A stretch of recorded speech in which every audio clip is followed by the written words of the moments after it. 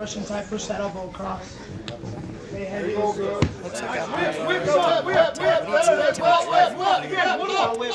I think he is going to look to set up a sweep. You know, the obvious place to go from there is the electric chair. He went back into it, and then Tony shut it down. So now I think Abu's going to be looking to wrestle up. He's looking for that single leg. And like I said, we know Abu wants to wrestle. So I think he's looking to put himself in a position where he can use that top heavy pressure. I know that Abu in the past has done really well at these 80cc style tournaments over there in Eastern Europe. It's working. I think we might see a little bit of a leg battle here. There you go. Yep. Yep. There it is. Yep. Okay. Get out of there, Abu. Get out of there. Come on. Eddie's really making sure he keeps his knee clear. Doesn't want to see him get into that leg and take the battle. Well, you know, a shootout is a shootout. It's not a guaranteed thing. I think a lot of these guys want to put themselves in positions where they know they have the advantage. And unless you know that you're going to jump on that leg and you are definitely going to finish it, getting into a shootout's not really the best idea. I would have to agree. Recover it. Go. On the other hand, with somebody who outweighs you by a lot, a leg lock battle's not a bad place to go, because then you're not going to burn yourself out. Because if you have matches after this, oh, Abu's going for the leg. See? Watch your foot. Watch your foot. Good. Take it, interesting strategy. Why do you think Abu changed it up from top pressure passing, now falling back on the leg? I think it is a good strategy with guys who are a lot bigger than you. You know, you're wasting a lot of energy and gas on trying to fight somebody who outsizes you. And the leg battle, where it is a shootout, so as long as you're not in 50-50, that's where you have the best shot of controlling and submitting a bigger opponent who might be able to muscle out of your other submission attempts. You know what I mean? Jumping on somebody who's twice your size on their back isn't always going to be the easiest route to take. Smash up. Pass his guard. Pass his guard again. Pass his guard. Add some speed to the pass, too. There it is. He's going for it again. Watch your leg, Abu. Watch your leg. Watch your leg. Watch your feet. Notice how Tony's doing a really good job stepping on the inside of Abu's legs. That's how he's shutting that down. You have to isolate a leg. Yeah, he looks like he's doing a really good job creating those wedges, those frames. That nice underpass. I love me a good underpass. I'm expecting Abu to get really heavy right here and just kind of cook him a little bit. Maybe looking for a choke. Yep. There it is. Pressure out there. Probably a good strategy, keeping the pressure on here. North-south is how you are also going to hold down an opponent a lot bigger than you. As long as you don't let them get under your hips, like Tony's doing a really good job doing right there. Notice how he's elevating Abu's hips and kind of shut down that north-south position. Abu likes to pass again. Really versatile in his strategy here.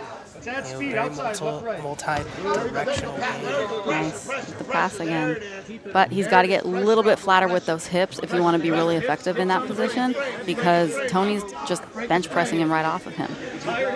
You can't let somebody, especially a stronger opponent, keep those frames on your hips. I was just going to ask, what are some of the challenges with the size difference, such as this? I mean, it's pretty obvious that Tony has a significant amount of Right. So you can't out-muscle somebody who's bigger than you. You have to out-strategize, and you have to find a way to compromise their body. Abu on the arm And that's what he's doing. That's what he's doing. Like, going wild. Right? Notice his positioning.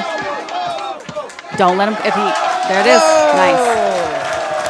So that's the strategy we're looking for, right? Take away your opponent's strength, compromise their structure, and then you get to win.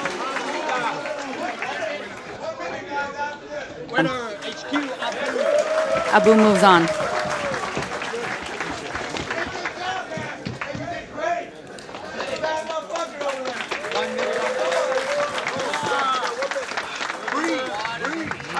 Let's see how much Abu's gas tank was affected by that, though, because what we know him for is his high energy wrestling, and he just had to use a lot of his gas tank with that big guy.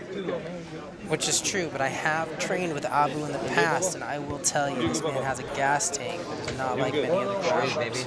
So I'm excited It's the to see. wrestling. Wrestlers don't know how to stop. It's true.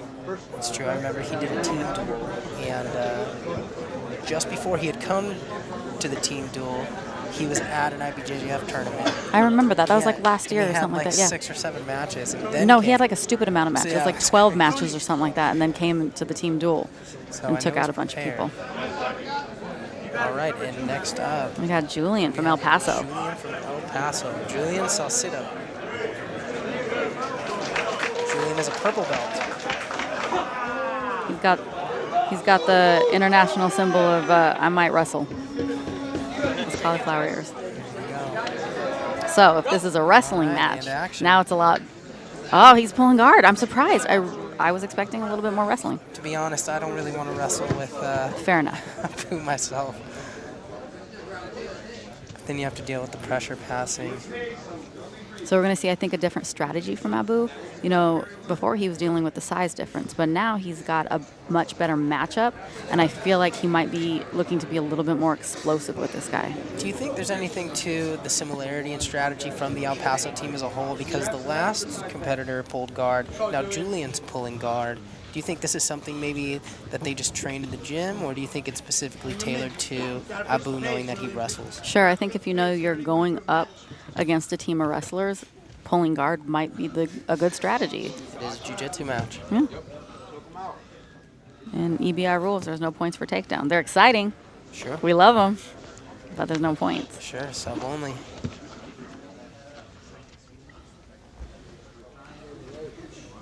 Oh, I like that wrist control that Abu has on the bottom. That's interesting. What do you think he's looking to set up off of that? I think he might be looking to shut down his frames. You know, a basic strategy in any jiu-jitsu is I want to take away as many of my opponent's tools as I can. So if I can take away your frames and also shut down that bottom leg, now you're only working with 2 frames. Wow. It's like an armbar attempt. Right back to the leg. Now we're going to get into a shootout. Let's see what happens with 2 guys that are, you know, equally matched in size. Now we're in a 50-50 position. This is the shootout I was saying that you don't want to get into. You better be sure you're going to be able to finish faster than the guy who's the same size as you and who's bringing the same firepower. There it is.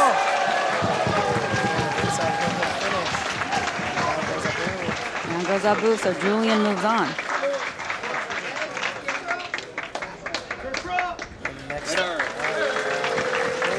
Next up, on the HQ team is Chris Crawford, a leg locker in his own right. Chris definitely brings the fire when it comes to leg locks, so if I were expecting anybody on Team HQ to pull guard, it's going to be Chris Crawford.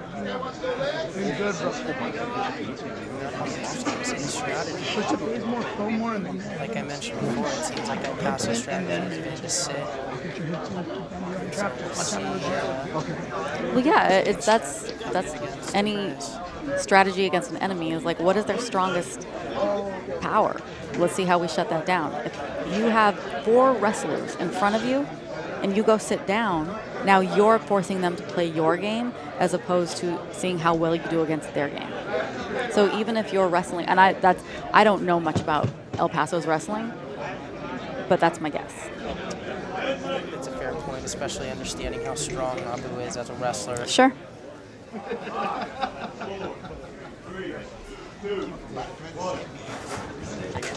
All right, and action. Chris Crawford and Julian. We're pulling guard again. There it is. But that's just 2 players. There's Chris on the leg, not a surprise at all. And the counter, which is nice because we get to see that shootout. Julian's got some nice counters. I don't know if I'd want to get into a shootout with that guy. He is really quick. Oh, there it is. Chris Crawford. He seems to be really beats quick him on with a those. punch. Oh, that was Chris. I thought it was Julian. No, Chris Crawford finishes Good for him. the outside hitter. That's what Chris is known for, so no surprise there. Not at all. And it's so great when you get to see these shootouts. You know, a lot of people are afraid to sit and play legs and train. And this really just goes to show you the technical prowess of both gentlemen willing to go in there and just trade. What an exciting match. especially if you're a fan of leg locks. All right. Yes, sir. And so that puts HQ up one competitor. Right. El Paso has 2 guys out. HQ has 1. Defense is most important. You just need to stay on top of me. You good, Crit? You good, Crit? Gio Martinez in the house. Rumor has it he's going to be on the mic in a little bit. What? Just play your game, dog. Might jump into Just a like little you win after color you trust in commentary. yourself right there. Trust yourself. Just trust your shit. That's it. That's all you 10th can do. Planet Just legend, trust your shit. legend in the game. 10th Planet Oceanside, shout out. Speaking of 10th Planet OGs, I spied Becky Dominguez in the What? house. If you guys ever listen to Matt Therapy podcast with me and Becky, she's in the That's house. old school. I remember back in the day I was a guest on were. their podcast. A couple times, We used to do several this for times. Fun, open mats. Yep, at the beach. That was awesome. Here we go. All right, action. We got Alexis Ortiz here against Chris Crawford. And Chris is the one that pulls guard this time. Not That's back. where Chris goes back in on the leg. Nice. He's on an arm now. Looks like he's trying to move for the back. I'm feeling this is going to be a high energy match. Chris doesn't know how to. He has no chill.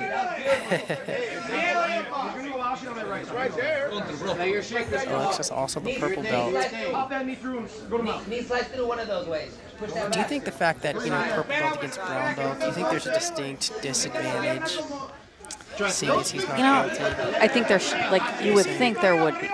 But in this day and age, in the no-gi game, you don't know what tool set somebody's coming in with. So we might have somebody who might be lower ranked in jiu-jitsu, but then has, 10 years of wrestling or some sambo or something that kind of negates that ranking. So it's kind of hard to say.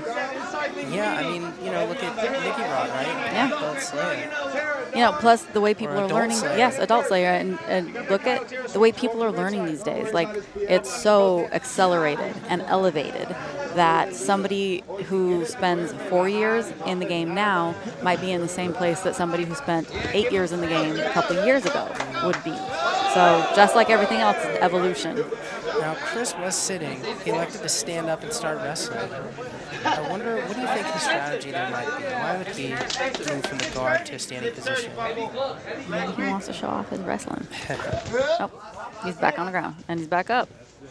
Eddie was talking earlier about having to switch the angle and switch the position in order to gain the entry. Of course. I think if you've been known for something for a while, it would behoove you to make sure that you have in other weapons than just the one thing, right? But Chris is back into his strength, which is looking to get a connection and maybe look to elevate his opponent so that he can start attacking those legs. Yeah, you're definitely right about not being too one-dimensional. I remember I trained with Gio not too long ago, and I'm pretty partial to my half-guard game. I like to play lockdown a lot, and I remember training with him, and he just shut me down over and over and over. And I sat on the mat with him after, and I'm like, Gio, what can I do better? And he said, get a new guard. There you go. And so I've been working on developing other guards. Guard control mate. Up to that point. Hey, if he wants to go legs, jump on his legs. Too If he one-dimensional. wants to go legs, just do it. And as Eddie mentioned earlier, his goal is for everybody to be well-rounded. He wants everybody to be as possible. I think with the level of competition these days, you have to be. Chris looking for that rubber guard. Oh, right to the go-go. Nice. He's got that go-go clinch. He's got it. That's looking nice. He's not under the leg. Yep. Alexis is doing a good job at controlling that bottom foot on Chris, There which it is is. stopping. And now Once he Chris is slips under it the in, chin. This is pretty unstoppable. This is where you want to be in the go-go As soon as clinch. he figure fours his legs, it's game over. And Alexis is doing a really good job at controlling that because once that foot comes over his ankle, he will be able to apply a lot of pressure. But that foot across the face and the clinch is not comfortable. What is saving Alexis right now is the fact that Chris isn't under his jaw. So you can squeeze somebody, and it just kind of depends on where the pressure is on Alexis's head. He was able to withstand it and start to inch his way out the back door. Incredible resilience from Alexis. He was deep in the game. That man can take a lot of pressure on his face. Nobody needs a shin on the face like that. Oh, man. And that flying, the way he just that was flew nice. that kung fu in, man. That was nice. That's it. That's what Eddie talks about. We all got to have a flying kung fu. It's okay, just breathe, just breathe. You don't want legs, you just breathe.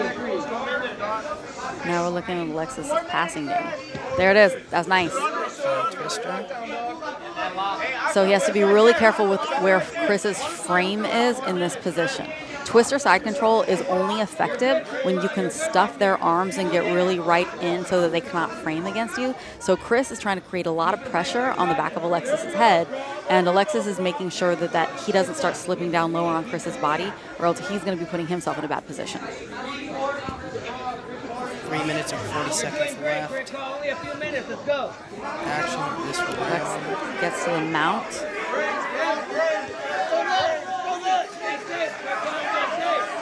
Looking for that gift wrap. The gift wrap is so versatile. There's so much you can do with it. You can take their back. You can start attacking the arms. You can just shut down the arms altogether for a better position. Yeah. Looking for an arm bar. Not an ideal position for Chris Crawford. No. You see him trying to peel, Alexis trying to peel that wrist on the top. Yeah. And now he switches.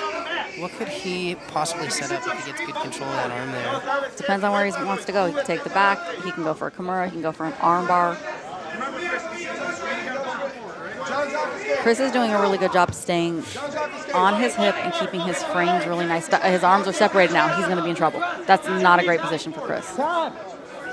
Rule number one of this really, defense, obviously, is not letting anything be separated. And the more Alexis can separate his arms, the more trouble Chris is going to find himself. I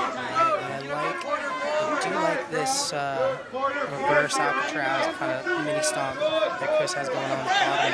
Yeah. Well, that's benefiting Chris staying on that hip, and so now Alexis is choosing to go to side control, which a lot of I do. I think that sometimes side control can be a lot more powerful, especially depending on what your strengths are as attacks. I would usually say that side control is a preferable position to somebody who's bigger than you. But Chris was really able to, as a smaller guy, to escape that easily, and that's going to come from where your pressure is. If you're not doing a good job at shutting down those small angles, the smaller person is always going to be able to escape from a position like that if you give them any space. Yeah, it didn't seem to be too effective of a game plan for Alexis because he did give up the guard recovery. Now Chris is able to play his open guard now. Yeah. Now we're back on the leg. Shootout. Chris is looking pretty fatigued here, though. Yeah. Well, it's the second match in a row. He's using a lot of energy. And Alexis has there's a size difference there. Yeah, a little more than 1 minute left. Leg locking somebody who's significantly taller than you is also a little challenging. So he's got you see how much space he has between his elbow and the heel?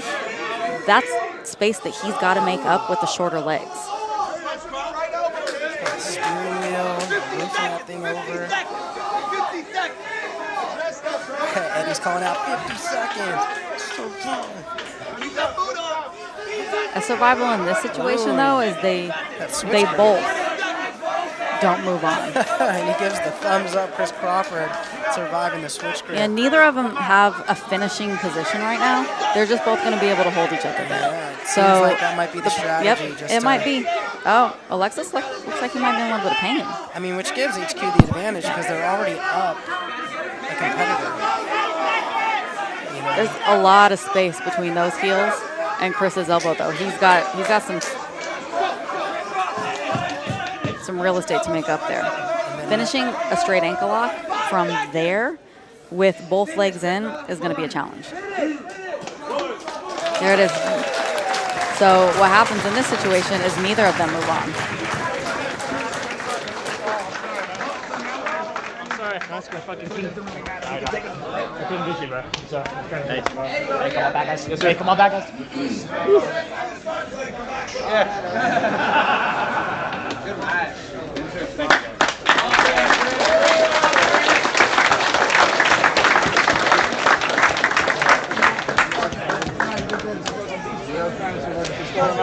Of course. Yeah, friendly competition. Bien, güey, basta chido. Basta bien. You needed that first win. It's been on a couple of weeks lately, so really No, that was beautiful. From last time to this time? Yeah, that made me feel really good. Yeah, that was beautiful, dude. Fuck. I got real depressed after my last CJJ Worlds performance. Gassed out, and I tapped out, and I was fucking in my own head. So yeah, I really needed that win. So I feel fucking good. It's tough to prove it in competition, especially being a 135 against these big dudes. But I appreciate the opportunity. 10 Planet for life, baby.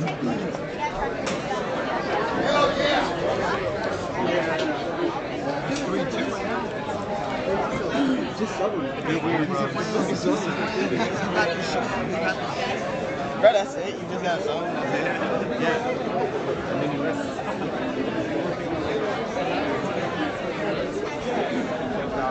Yeah, try to put him back in and refit. It's pretty easy. The only thing you're really going to have to do, probably more proactively, is the fifth players understand try. And they'll get somewhere around point or something else.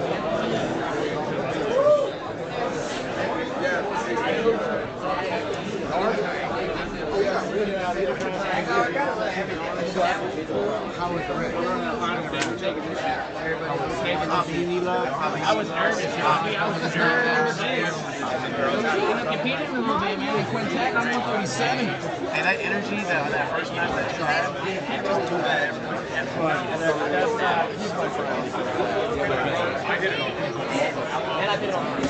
Hey, listen, he's gonna perform you good enough. You're up next, bro. You're fighting Fedor.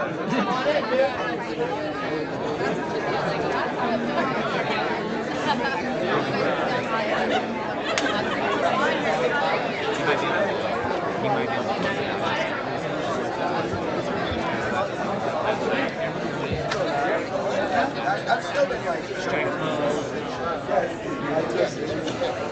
I can't I've just seen that last guy.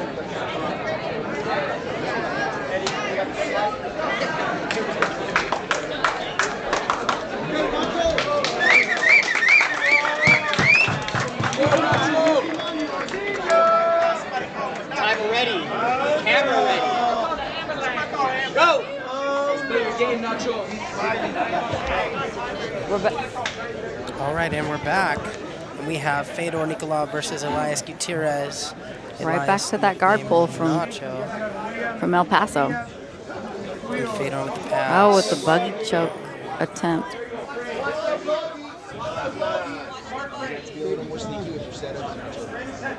Fedor's going to have to be really careful there. Good pressure. Shut it down. Fedor, a known wrestler, though he has some really amazing rubber guard we've seen him develop over the years, training with Eddie these past couple of years. A lot of Dead Orchard finishes in competition. Super tough guy. I don't know much about Nacho's game, but judging by how he's moved so far and his body type, I'm gonna guess he's a big rubber guard player too, and we're gonna see a lot of these buggy choke, really flexible choke attempts from him. Wow, it looks like he had about 2 or 3 different submission attempts going on. What is this that he's committing to? He has that reverse triangle, but Fedor staying nice and wide with those shoulders is usually going to shut that down, and that's what he did. Interesting control here too. It's like a harpoon style control. He's grabbing the inside of his thigh there. Yeah, he's doing what we talked about earlier, is if I can shut down as many of my opponent's tools as possible, then that opens up my attacks. But it seems like Nacho is all about those legs. That's what I'd be worried about right now. Those lanky guys, man, they're sneaky with all of those like crazy guards and attempts and chokes. And it looks like there's a significant weight difference here too with these two guys. And Fedor's doing a really good job with that inside frame, and I think that's what's saving him from all of these like reverse triangle attempts. Barrage of attacks coming from the bottom here.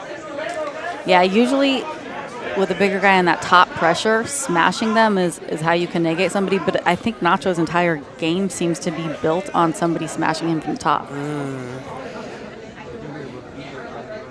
I mean, he seems really committed to look this at that. I don't know what here. you call that, but the like side guard.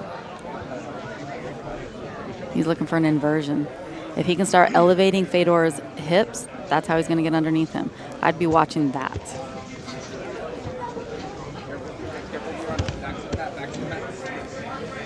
Again, interesting for me to see Fedor play in the top position because he's so nasty from his guard.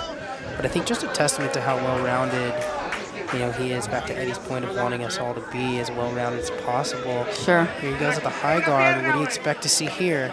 Well, I think that's the smart play with somebody when there's a significant size difference. We talked about what's smart from the smaller guy, but obviously what's smart from the bigger guy is to use your size to shut him down and smash him. Yeah, I would agree. And that's what Fedor is doing. He's staying nice and heavy hips, heavy chest, heavy with the control. That's the play on somebody who you outsize and you can outmuscle. That's why the smaller guys have to be really heavy on the strategy and the escapes. Agreed.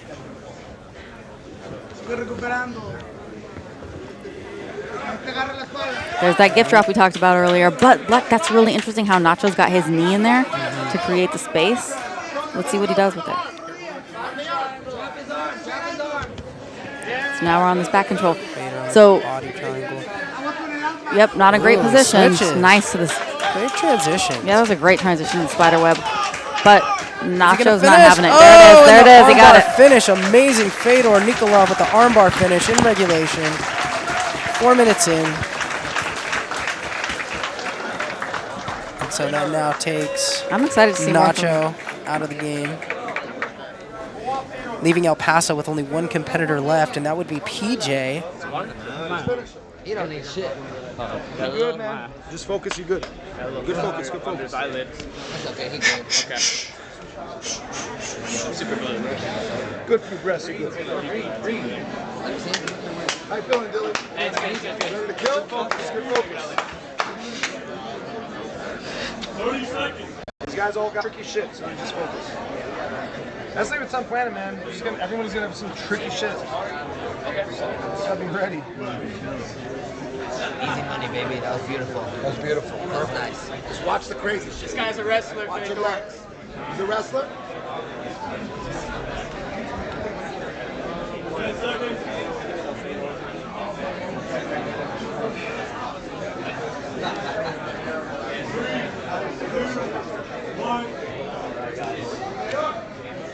Timer ready? Go! Let's go, PJ.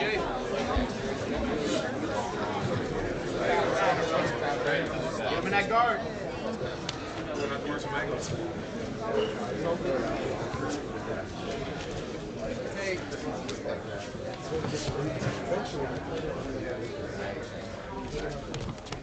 See some sambo.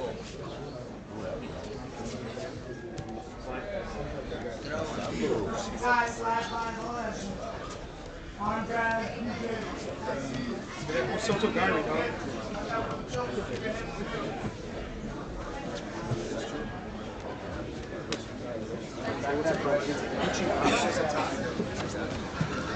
That was just good.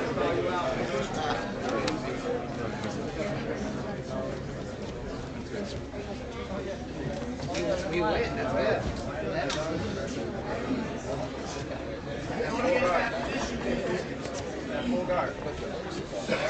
Moving a guy around who's that much bigger than you, not impossible, but you're going to be expending a lot of energy. And they're both fighting for inside position. These are two guys that know how to hand fight. Eddie calling for Fedor to pull guard. Eddie Bravo's been known to do that a time or two. Now, will they do a get down? There will be a get down rule at 30 seconds. Coming up on that get down. And let's see if the ref calls it. I'm not hearing a get down. All right, so maybe we're not doing get downs in the team duel. Well, interesting though, if, and it's not going to happen in this, set of matches, but if both teams completely eliminate each other and get stalemates through all 5 competitors, it does come down to EBI overtime.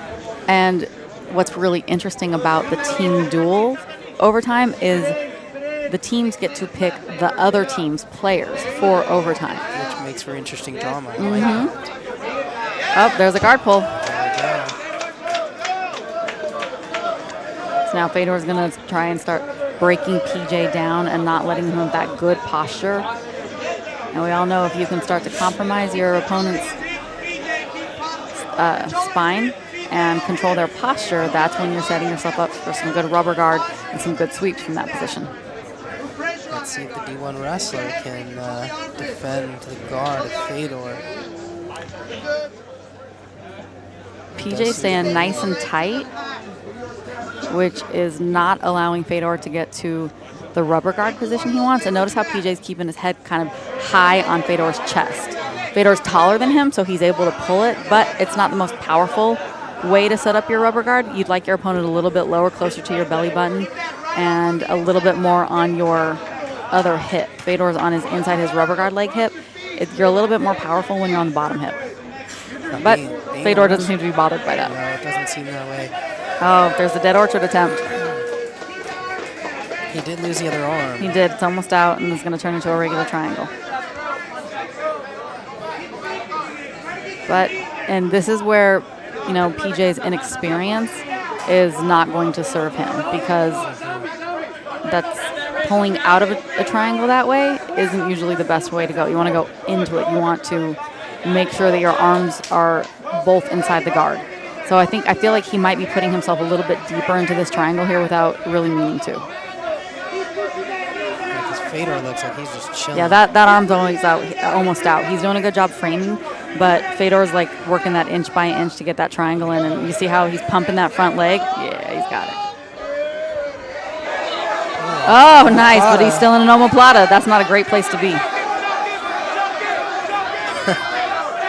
PJ looking around like, what's next? Like, I'm out, but. He's trying to roll. Nice.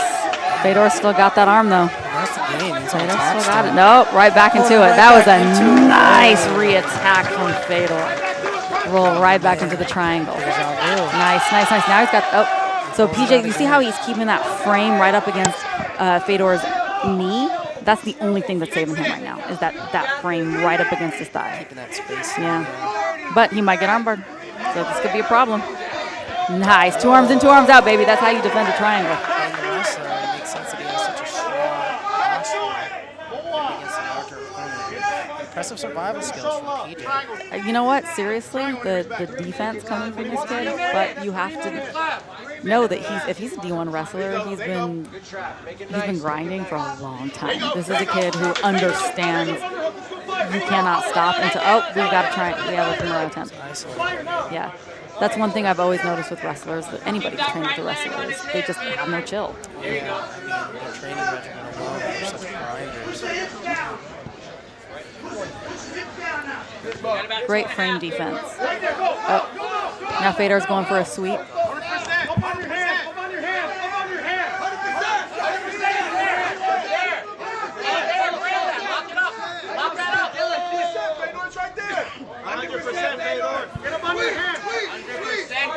Fedor's doing.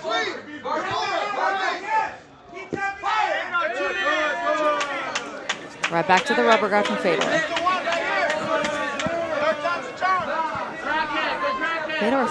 He's setting up a go-go. We're looking for another go-go over here. Got the invisible collar. Super old school rubber guard. So notice how he's digging underneath that chin. He really wants to get his shin underneath PJ's chin. This leg that's down and weak, he's not engaged with this bottom guard, and it looks like PJ might be able to slice through for that defense, but that doesn't mean he's not in trouble. Fedor still got his arm, he's still got that shin in front of his face, but that's a problem now. He's got the go-go clinch. Now, he was in a position called chill dog. Do you think it would have been in his best interest to chill dog? Yeah, and look for the invisible collar, which would have been, that was chill dog, but I got it wrong. But to get to invisible collar, if he engaged his other leg up into a high guard, like crossed his ankles, he would have been able to control him a little bit more. But Fedor's super dexterous with his legs and is doing a really good job with continuing to pressure on PJ's face while keeping his arm trapped, which is allowing him to get to this weird modified go-go clinch position. Looks like he's almost working on 2 feet. Yeah. Some kind of. He's looking to transition to the back with a. Yep. So if he can keep control of PJ's far side and not let him roll, Yep, he's got the omoplata right there. But PJ's looking to roll. That's a wrestler, dude.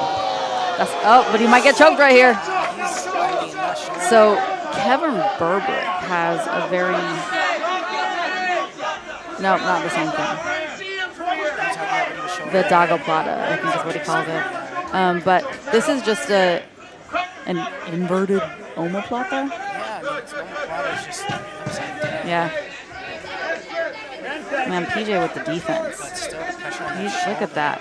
You know, notice how he reached for the inside of his thigh to start alleviate the pressure from PJ's top arm, and he survives it. Good for him. Nice.